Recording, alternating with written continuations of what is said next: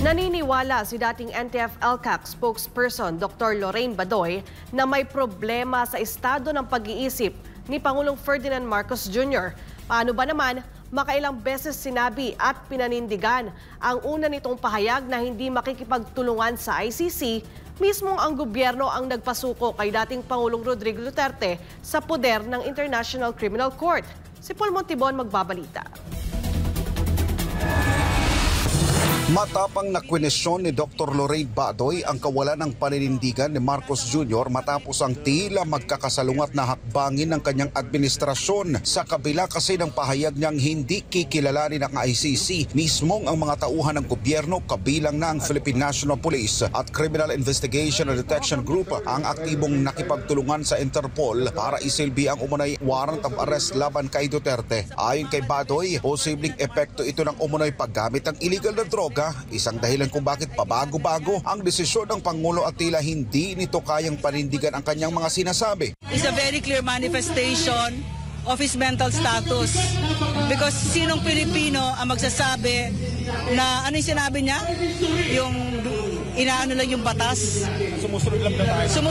Sumusunod lang. Ang Pilipino sa batas ng dayuhan. Saan ka nakakita na President ng Pilipinas yan ang sasabihin? Diba? So ako nakikita ko, ganyan pala ang kondisyon ng pag-iisip niya. Kasi dapat nagpapa-hair follicle drug test siya. Para kay Badoy, kailangang pagbayaran ng Administrasyong Marcos Jr. ang anyay kawalan ng respeto sa batas at sa dating Pangulo na patuloy na minamahal ng milyon-milyong Pilipino maging ng mga lider sa iba't ibang bahagi ng mundo. Walang respeto sa batas ng Pilipinas, sa saligang batas. So, itong dinadaanan ni PRRD, hindi yan ang galing sa Pilipino kasi si PRRD mahal ng Pilipino. Nakita niyo yung sa Hong Kong. Amazing, di ba? And then once again, the trust and approval ratings that has been the envy of every leader in the known democratic world. So, parang for me here, no, si PRRD naawa ako kasi on one hand, matanda na siya. 80, iniinda niya yung marami sakit ng katawan. Pero ito ang ginawa ni Bongbong Marcos. As I said, walang search warrant. Yung sinasabi niya, no, na ano bang ginawa ko? Kasi dapat kasi ganito yon, Bongbong Marcos. Dapat may warrant of arrest.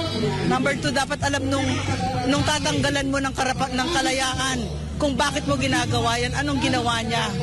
Ganon sa demokrasya. Hindi yung lahat kami dito na nanguhula kami kung bakit mo ito ginagawa kay President Rodrigo Roa Duterte. So, I think maybe this is the price that you pay for being the greatest president that this country has ever had. But in my opinion, Bongbong Marcos will pay an even bigger price. Samantala, ipinunto ni Badoy na ang ginawang pag-aresto kay dating Pangulong Duterte ay bahagi lamang ng isang mas malaking cover-up at ito ay para ilihis ang atensyon ng publiko mula sa di umano'y pagkakasangkot ni First Lady Liza Araneta Marcos sa isang insidente sa Amerika. Bagamat wala pong opisyal na pahayag mula sa Malacanang o sa pamilya Marcos tungkol sa isyong ito, iginit ni Badoy na matagal nang nakasanayan ng administrasyong ito ang pagtatago ng mga mahalagang impormasyon at pagtatakip sa mga tunay na nangyayari. Meron kasi tayong nabalitaan na may namatay, no, sa Amerika, no, at mukhang enmesh dito, mukhang kasama dito si Liza Marcos, no.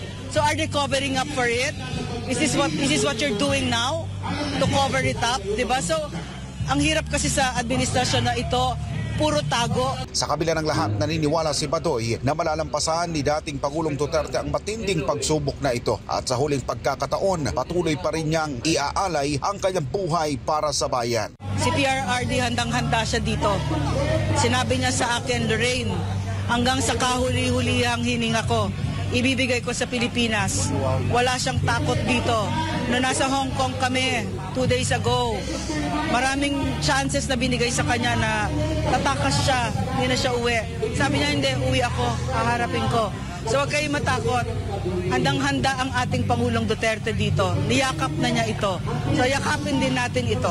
Sa kabila naman ng mga kontrobersiya at sa usaping bumabalot sa isyong ito, patuloy na sinusubaybayan ng publiko ang bawat hakbang ng administrasyon at ng mga personalidad na sangkot sa pagpapaaresto kay dating Pangulong Rodrigo Duterte at ang mabilis na paghain sa kanya ng International Criminal Court sa The Hague, Netherlands. Habang naghihintay ang bayan ng mga opisyal na pahayag at konkretong aksyon sa naturang isyu, isang bagay ang tiyak, mananatiling mapanuri at mulat ang sambayan ng Pilipino sa mga pangyayaring may direktang epekto sa kinabukasan ng bansa. Para sa Diyos at sa Pilipinas, kumahal, nag-uulat Paul Montebon, SMNI News.